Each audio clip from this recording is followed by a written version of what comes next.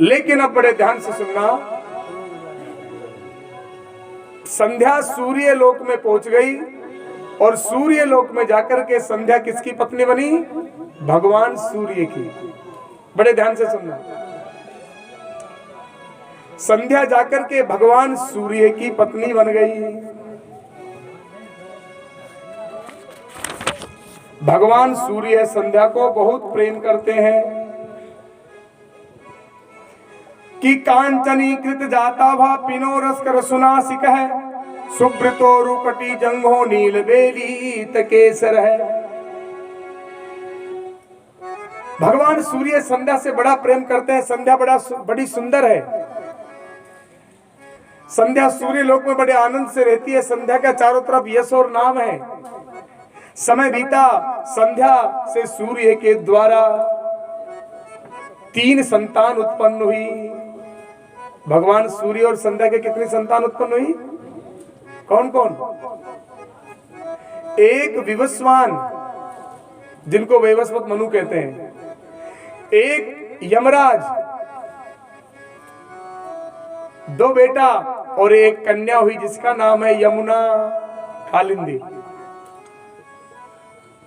लेकिन भगवान सूर्य संध्या से इतना प्रेम करते हैं कि संध्या को 1 मिनट भी नहीं छोड़ते हैं। एक दिन संध्या ने भगवान सूर्य से कहा कि अब हमारे 3 संतान हो गई, अब तो कम से कम भगवान का भजन करो, हमको भी करने दो। लेकिन भगवान सूर्य संध्या से बहुत प्रेम करते हैं, कभी छोड़ते नहीं। एक दिन संध्या ने क्या किया? अपने शरीर से छाया निकाली, एक छाया प्रकट की। किसकी तरह? जिस प्रकार भगवान राम ने माता जानकी जी से कहा कि अब मैं निशाचरों का नाश करूंगा, तुम अग्नि में वास करो, तो सीता जी ने क्या किया? असली सीता तो अग्नि में चली गई और एक छाया छोड़ गई, फोटो, नकली सीता।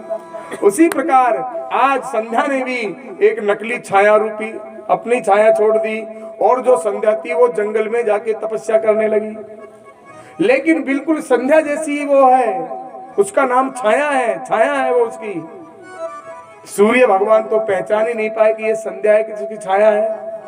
और सूर्य भगवान छाया के साथ रहने लगे और रहते रहते छाया से भी एक संतान उत्पन्न हो गई।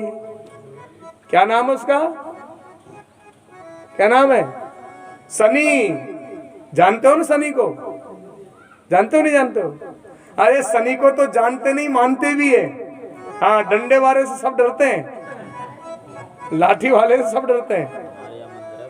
तो शनि को तो जानते भी है और मानते भी है। हाँ, शनिचर का मंदिर हमारे भिंड मुरैना ग्वालियर के बीच में, मुरैना और ग्वालियर के बीच में बहुत बड़ा शनि मंदिर है। गए कभी? हाँ गए, हम तो जाके आए। अरे एक शनि सिंगड़ापुर है। लेकिन ये शनि भगवान जन्म से ही थोड़े उत्पाती है, उदंडी है। तो ये क्या करते? वो जो 3 बहन भाई है ना, यमराज, विवस्वान और यमुना, इनको मारते घूसे घूसे। सूर्य भगवान मना करते तो छाया भी थोड़ा सा शनि का पक्ष लेती। ये शनि और उदंडी हो गया, क्योंकि माँ का प्रेम तो बिगाड़ता बालक को। हकीकत में बालक को प्रेम करो। कहते ना, चाहे बेटा कितना प्यारा हो पर सिर पे चढ़ाना ना चाहिए। चाहे बेटा कितना प्यारा हो पर सिर पे चढ़ाना ना चाहिए। चाहे बेटी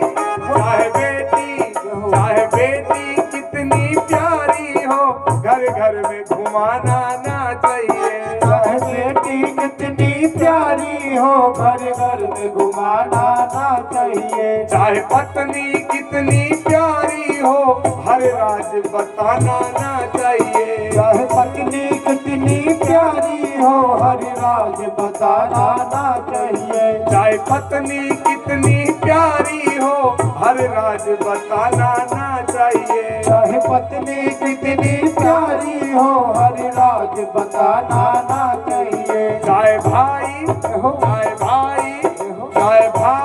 कितना बेरी हो, पर राज छुपाना ना चाहिए। चाहे भाई कितना बेरी हो, पर राज छुपाना ना चाहिए। चाहे बेटा कितना प्यारा हो, पर सिर पे चढ़ाना ना चाहिए। बेटा कितना प्यारा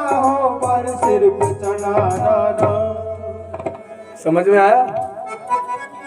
इसलिए छाया प्रेम करती थी, शनि उदंडता करते थे तो भी पक्ष लेती थी, तो शनि महाराज और बिगड़ गए। ये माता ही बालकों को बिगाड़ती है प्रेम करके। प्रेम करो, लेकिन अगर उदंडता करता है तो दंड भी देना चाहिए, डांटना भी चाहिए। इस प्रकार का प्रेम मत करो कि बालक ही बिगड़ जाए। एक दिन सूर्य भगवान ने सोचा कि आजकल ये मेरी पत्नी में बदलाव कैसे आ गया। पहले तो बड़ा सबको प्रेम करती थी बच्चों को, आजकल ये भी पक्ष शनि का लेती है, ये भी लड़ती है, ये भी डांटती है। एक दिन नारद जी आ गए, नारायण नारायण नारायण। जैसे ही नारद जी आए, भगवान सूर्य नारायण ने चरण धोए, जलपान कराया, अंदर बिठाया, पूछा महाराज आजकल मेरी पत्नी का स्वभाव थोड़ा बदल गया, आप कारण बताइए क्या बात है, कुछ उपाय बताओ, आजकल मेरी पत्नी बड़ा घर में कलह रखती है। नारद जी ने देखा तो कहा भैया तेरे पत्नी का स्वभाव नहीं, तेरी तो पत्नी बदल गई। तू तो स्वभाव की कहता स्वभाव बदला, तेरी तो पत्नी बदल गई। भगवान ने कहा पत्नी बदल गई? सूर्य ने कहा हाँ। बोले ये कैसे? पत्नी तो मेरी वही है। तब नारद जी ने पूरी बात बताई सूर्य को कि ये तेरी पत्नी नहीं है, संध्या नहीं है, ये संध्या की छाया है। बोले मैं तो आज तक इसको संध्या ही समझ रहा था, तो संध्या कहाँ है? बोले संध्या तो वन में जाके तपस्या कर रही है। जैसे ही सूर्य नारायण ने सुना कि संध्या तो जंगल में तपस्या कर रही है, तो सूर्य नारायण भगे और जंगल में ही पहुंच गए। संध्या ने देखा कि ये तो यहां भी आ गए, अब क्या करें, ये तो भजन भी नहीं करने देते। कहते हैं संध्या ने जैसे ही सूर्य को देखा तो संध्या ने घोड़ी का रूप बना लिया और जंगल में घूमने लगी। सोचा थोड़ी देर ढूंढेंगे चले जाएंगे। क्या बन गई संध्या? और सूर्य भगवान ने थोड़ी देर तो चारों तरफ ढूंढा और बाद में पहचान गए कि ये तो संध्या ही घोड़ी है। तो सूर्य नारायण भगवान भी घोड़े बन गए। अब तो संध्या घोड़ी बन गई, सूर्य नारायण घोड़ा बन गए और कई वर्षों तक वन में साथ में रहे। और यहाँ पर घोड़े के रूप में इनके एक संतान उत्पन्न हो गई। क्या नाम है उनका? इनका नाम एक है, संतान दो है। इनका नाम है अश्विनी कुमार। क्या नाम है? अश्विनी कुमार।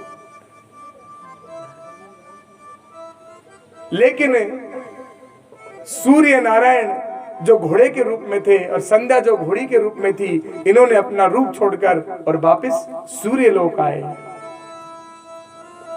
इस प्रकार से संध्या का प्रादुर्भाव हुआ, संध्या का विवाह सूर्य से हुआ और इनके यहाँ पर संध्या से 3 संतान, विवस्वान मनु, यमराज और यमुना, छाया से शनि और जो घोड़े घोड़ी के रूप से अश्विनी कुमारों की उत्पत्ति हुई। लेकिन भगवान सूर्य नारायण ने जब देखा कि ये शनि बार बार उदंडता करता है, मेरे बच्चों को मारता है, तो सूर्य नारायण ने कहा हे शनि तू मेरी तरह शत्रुता की तरह व्यवहार करता है, जा आज से तू मेरा शत्रु रहेगा। और उसी दिन से बाप बेटों में शत्रुता हो गई।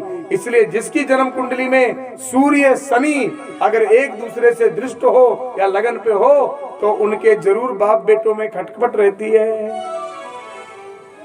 ये दोनों बाप बेटा है पर इनमें बनती नहीं। तो जिसकी कुंडली में अगर शनि सूर्य का संयोग हो जाए तो उन बाप बेटों में भी नहीं बनती है, विवाद होता है। उस समय क्या करना चाहिए? बोले उस समय शनि और सूर्य की शांति करानी चाहिए। हरे हरे महादेव। इस प्रकार से संध्या की उत्पत्ति हुई।